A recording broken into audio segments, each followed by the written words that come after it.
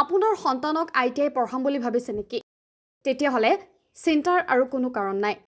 আপোনাৰ সন্তানৰ বাবে আছে খুবেই এটা ভাল খবৰ।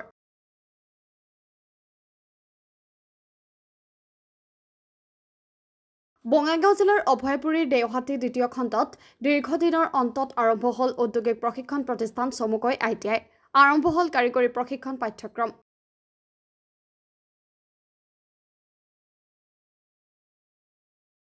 প্ৰথম অৱস্থাত ITIখনে 5টা বিষয়ত প্ৰশিক্ষণ দিব: electrician, fitter, welder, basic cosmetology, stenographer.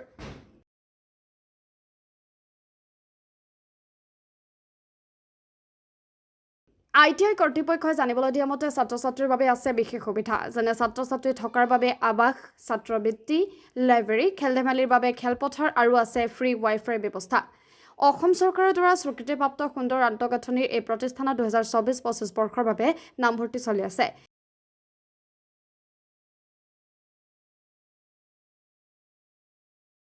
দশম শ্ৰেণী উত্তীৰ্ণ প্ৰতিগৰাকী ছাত্ৰ-ছাত্ৰীয়ে কৰিব পাৰিব আবেদন, আৰু আসনৰ সংখ্যাও সীমিত। তেন্তে পলম নকৰি আজিয়ে যোগাযোগ কৰক। যোগাযোগৰ নম্বৰ হৈছে 9101612286 আৰু 9394862401। ITIখনৰ কৰ্তৃপক্ষই আপোনাৰ ল'ৰা-ছোৱালীক ITI পঢ়াবৰ বাবে আহ্বান জনায়।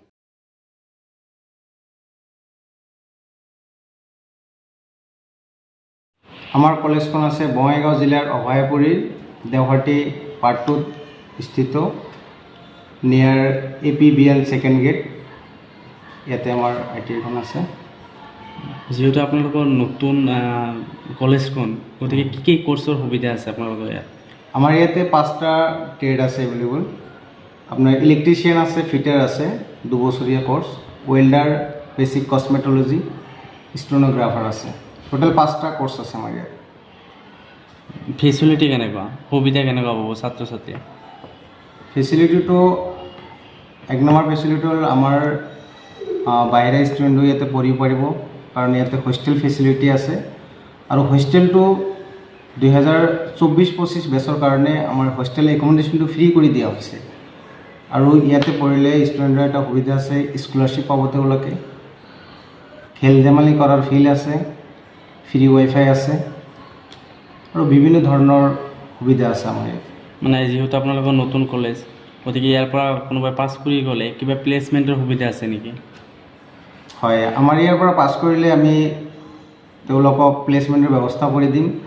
আমাৰ ভালেই সংখ্যক কোম্পানীৰ লগত আমাৰ টাই আপ কৰা আছে, তেওঁলোকে প্লেচমেণ্ট হ'ব পাৰিব।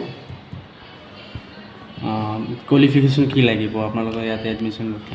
ইয়াতে মিনিমাম মেট্ৰিক পাছ কৰা ষ্টুডেণ্ট এটাই এডমিশ্যন ল'ব পাৰিব। আৰু যোনটো ৱেল্ডাৰ ট্ৰেড আছে তাতে 8 পাছ কৰি তেওঁলোকে পঢ়িব পাৰিব। বৰ্তমান এডমিশ্যনৰ সুবিধা কেনেকুৱা পাইছে? এডমিশ্যনটো এনে হৈ আছে। ইয়াতে এডমিশ্যন যদি ক'বলৈ যাওঁ, ইয়াতে একদম কম পইচাতে এটা ষ্টুডেণ্ট এটা ভালকৈ পঢ়িব পাৰিব।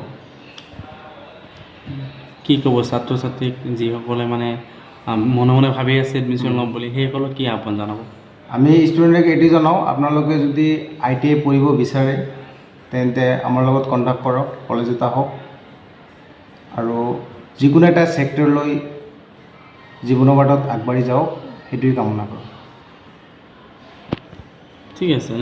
ইয়াতে ছিট আমাৰ লিমিটেড ছিট, প্ৰতিটো ট্ৰেডত আপোনাৰ লিমিটেড ছিট আছে। আৰু কি ক'ব ছাত্ৰ-ছাত্ৰীক, কি আহ্বান জনাব? আমি ছাত্ৰ-ছাত্ৰীক এইটোৱে জনাওঁ, কিছুমান হয়তো ITI বিষয়ে বুজি নাপায়, তেওঁলোকক ক'ব বিচাৰিছোঁ ITI এনেকুৱা এটা প্ৰতিষ্ঠান হয় য'ত ষ্টুডেণ্টে যিকোনো এটা ছেক্টৰলৈ পঢ়িলে তেওঁলোকৰ গভৰ্ণমেণ্ট জব হওক, প্ৰাইভেট জব হওক, তেওঁলোকে পাই যাব।